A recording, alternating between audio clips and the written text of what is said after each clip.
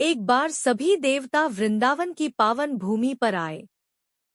बहुत समय पहले की बात है, जब पृथ्वी पर अधर्म बढ़ रहा था, तब स्वर्ग के सभी देवता एकत्र हुए। भगवान विष्णु के सामने सभी ने निवेदन किया, प्रभु, हमें उस स्थान के दर्शन कराइए जहाँ प्रेम, भक्ति और आनंद का सच्चा स्वरूप हो। भगवान विष्णु मुस्कुराए और बोले, यदि तुम सच्ची भक्ति देखना चाहते हो, तो चलो वृंदावन चलते हैं, जहाँ स्वयं भगवान श्री कृष्ण ने लीला की है। सभी देवता, ब्रह्मा, शिव, इंद्र और अन्य वृंदावन पहुँचे। जैसे ही वे वहां पहुँचे, वे चकित रह गए।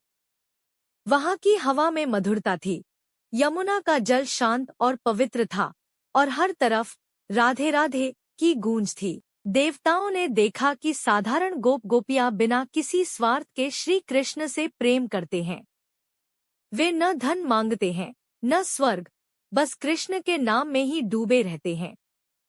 यह देखकर इंद्र बोले, हम तो स्वर्ग के राजा हैं, फिर भी ऐसा प्रेम कभी अनुभव नहीं किया।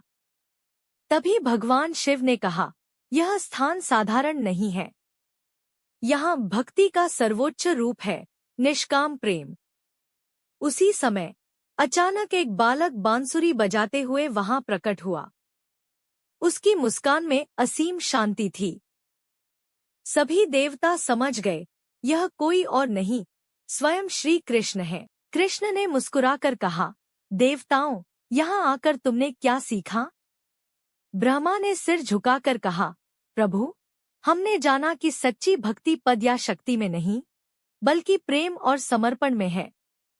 कृष्ण बोले, वृंदावन वही पा सकता है, जिसका हृदय सरल और प्रेम से भरा हो। सभी देवताओं ने उस भूमि को प्रणाम किया और मन ही मन प्रार्थना की, हमें भी ऐसा प्रेम दो, जैसा वृंदावन वासियों को मिला है। उस दिन के बाद देवताओं ने समझ लिया कि स्वर्ग से भी महान यदि कोई स्थान है, तो वह है वृंदावन की पावन भूमि, जहाँ हर कण में श्री कृष्ण का वास है।